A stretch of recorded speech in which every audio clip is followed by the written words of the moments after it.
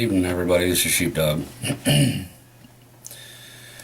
After the events of the past few days, I wanted to take an opportunity to read a statement I've prepared. I will place the text in the description box down here at the bottom of the video. This is in regards to the multiple gun bans, bills, magazine capacity bills that the liberals, the leftists, the Democrats, the anti-gunners, even a lot of rhinos are trying to put out. You can take the written text that'll be down at the bottom, obviously, right down here. And if you want to use it in a letter to your elected representatives, you're more than welcome to. But I had posted this once on a page, but I've gone through and redone it to kind of update it a little bit and bring in some more information to help really bring our views out, especially my views. Many of you may agree with me, many of you may disagree with me. Either way, I don't really care. I'm getting this out there for those who are trying our damnedest to save the last vestiges of our freedoms that we have. And so I'm going to begin. I'm going to read you off this letter. This is an open letter and notification to all elected representatives on state and federal levels. We have watched for years as you have systematically destroyed our country, our ways of life. You have taken incremental steps in your attempts and success so far. Senator Dianne Feinstein, immediately upon confirmation of President Obama's re-election, had introduced a new assault weapons ban. This ban is a remake of the old, but much more powerful. There will be no exclusions for weapons and magazines already in possession, no grandfathering, etc. Firstly, it needs to be said that any object can become an assault weapon. Any object. What her newly emboldened legislation aims to do is essentially remove your right to bear arms, that when looked at very carefully, equates to having nothing more than a flintlock or a musket. Senator Feinstein, despite your hypocritical liberal views, you fail to take into consideration the bold truth and the statistics that back it up, that the average law-abiding citizen prevents more crimes by simply being armed than all law enforcement personnel combined nationwide. We as citizens are able to effectively reduce the damage, provided we have not been hindered by ridiculous state and or federal laws that criminals armed with firearms or any other weapon can commit, and the statistics prove, once again, that police are less effective than the average armed citizen. The theater shooting in Colorado, Columbine, Sandy Hook, etc., have all been hyped up by members on both sides of the aisle as an attempt to remove the last vestiges of freedom that we simple, peace-loving Americans hold dear. To say that your desires and tactics are reminiscent of Chairman Mao, Joseph Stalin, Adolf Hitler would be underplaying it judiciously. You and your cohorts on every level of government and in both parties are holding a match to a fuse you do not want to light. Am I advocating violence? Certainly not. In fact, I am trying very dearly to keep this as diplomatic as possible, and you are certainly not helping to make it any easier. During the attack on Pearl Harbor, Admiral Yamamoto of the Imperial Japanese Navy stated that he was afraid they had just awoken a sleeping giant. The Admiral also stated the main reason the Japanese never invaded mainland America was simply because there was a rifle behind every blade of grass. And he was more than correct. I'm afraid that you and your cohorts are also poking the bear. To put it in simple English, you and those like you in all levels of government are precisely what our founding fathers warned us about. And as intelligent men, diplomats first.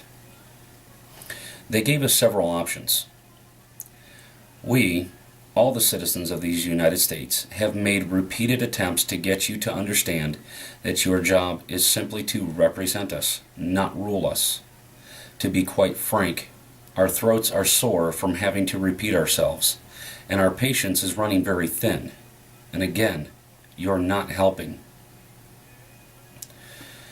We have told all of you that you will not strip us of our right to keep and bear arms, our only means of defending ourselves and our families from those who would wish to do us harm, including those like you, who would attempt to use political force to disarm us and injure us. If you take a look around the world and at our very own history, you will see that even today, America remains the beacon of hope and freedom that those under the thumbs of tyrants search for and long to enjoy. And what exactly was it, and still remains today, the most self-evident truth that allows us to remain free, to remain that blinding beacon of freedom that the world over has flocked to en masse, to bathe in the light of freedom? Our right to protect ourselves, the right to remain armed without infringement. That, dearly elected representative, is the cold hard truth. Your so-called assault weapons ban is a pathetic joke, to say the least.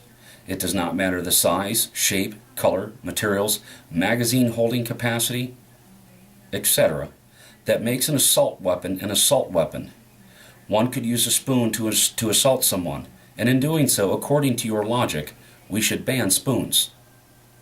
Should we not?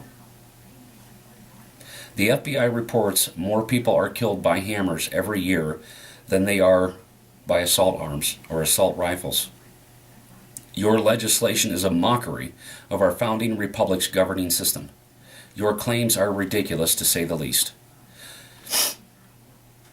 The flintlock and musket that the founding fathers had were the most modern of all weapons that were available at that time, until German immigrants introduced the rifled barrel.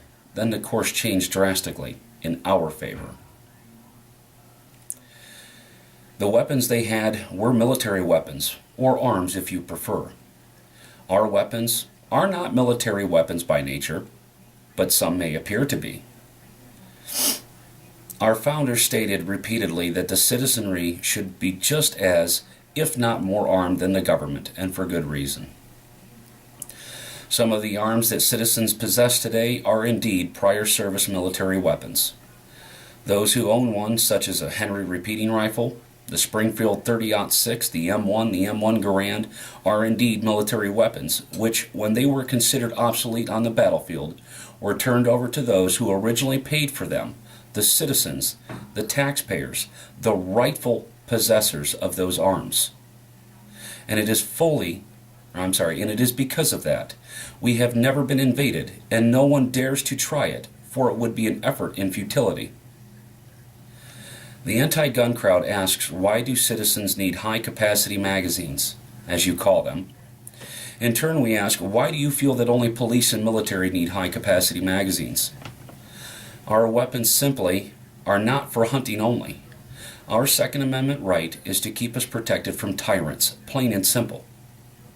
For free men and women to remain so, they must have the same capacity as those who would attempt to enslave them. One more reason I personally believe we need those so-called high-capacity magazines and semi-automatic rifles and handguns is because this world still has people like Kim Jong-il, Kim Jong-un, the Osama bin Ladens, the Joseph Stalins, the Lenins, the Mussolinis, the Idi Amins, the Hitlers, and every other tin-pot dictator who feels they are entitled to enslave their fellow man.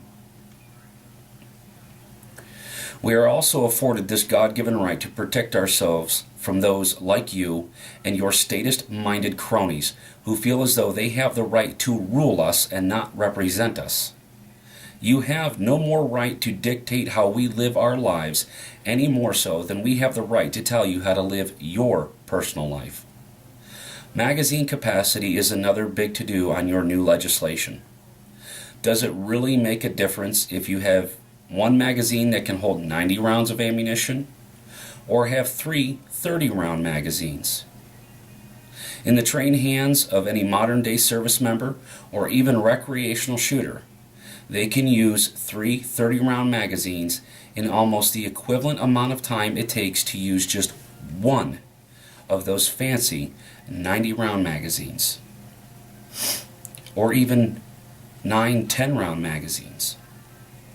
It simply does not matter. The fact is, you are attempting to make an outlaw of every American citizen who possesses any type of firearm. I cannot imagine whether or not you realize this, dearest elected representative, but we are not the British. We are not the Australians. We will not, simply will not roll over in submission to your liberal socialist agendas. We are Americans. We do not back down. We do not give up. To attempt to strip us of our Second Amendment rights, well, that will be a tough battle to win. Go ahead and pass your legislation, and it can almost be guaranteed that many people will either be injured or suffer fatally. How can we get you to understand what we have been trying to tell you? Do not punish us for the crimes of another. If we set about to reform our judicial and correctional systems to make it more unappealing for people to go to prison, our crime rates would drop. Unfortunately, because we have bleeding heart liberals in office such as yourself, you think we can hug and kiss the criminality out of people. And I'm sorry to say, but it just does not work that way. Death penalties, hard labor, inhospitable conditions, immediate repercussions for crimes. Those are the types of things that solve the problems. If a thief loses a finger or a hand after repeated offenses, he will certainly know not to steal again. Yet, through your state of mind and those who support your efforts, we should somehow be able to rehabilitate them and somehow make them a more productive member of society. I'm sorry again, it just doesn't work that way. In as diplomatic fashion as I can muster, I am urging you to stand down on your attempts to strip away one of the last vestiges of liberty we have. Not going forward with your agenda would most likely save the lives of many good people. I sincerely hope you understand that there are more law-abiding gun owners in the United States than there are military personnel and law enforcement personnel of every kind combined. That is a staggering number of people who you are going to have to tell that they have to give up their rights and their weapons. A task you should consider rethinking very hard. Yes, some may go quietly into the night and give up their arms, but there are tens of millions who will not. If you proceed and get your assault weapons ban passed, you have, in simplest terms, declared war upon the American people. You also have put the lives of those who would have to go around to each and every home, every community, and attempt to collect those firearms. Their lives are on the line. Can you live the rest of your life knowing that you have in a sense committed genocide to not only peace-loving Americans, but also to the likes of law enforcement and or military personnel who swore oaths to protect our rights from people like you? Can the states and federal governments handle the payouts of the life insurance policies? Do the governments have enough flags to lay upon the coffins of every officer or soldier who was sent out on such a mission, such as the one described, to rape every citizen of their rights? I don't believe so. Would you be comforted to know those same people who would refuse to give up their arms might one day attempt to come after you and send you to trial for violation of your oath, violation of constitutional rights, crimes against the American citizens, crimes of high treason? Or should they not choose to go the diplomatic route, yet choose to use violence? Would you be comforted in the thought that they might possibly come after you with no questions asked, no quarter given? I pray that you will see the light before you commit to a path of unknown and potentially deadly consequences, and end up destroying not only lives, but our nation as a whole. Please, I'm urging you to reconsider the idea before you continue your path to get this legislation passed. I pray you will hopefully understand that we as Americans simply wish to be left alone to the pursuits of our hearts and the dreams of our minds, without interference or molestation from people with your Napoleonic mindset. Your legislation, your laws are archaic, to say the least. You would rather the criminal be the victim and the victim be the criminal. In closing, I wish to say, you are poking the bear. I am one, but I am one of tens of millions, and we do not back down. We will not comply. We will not obey. We will not be pushed around. We will not be treated as if we are some form of subservient, mindless drone. Change the course before you commit to actions with potentially legal and or lethal consequences. Reinstate our constitutional government. Get out of our lives. Get out of our wallets, our religions, and our gun safes before it's too late. Sincerely, one of many pissed and fed up Americans. That, folks, is my message to all elected officials on state, federal, local, municipal levels. I have been telling folks that we have diplomatic routes to take, and we're trying desperately, but you're ignoring us. And as the people who put you into office, we don't like being ignored. This is Sheepdog. Out.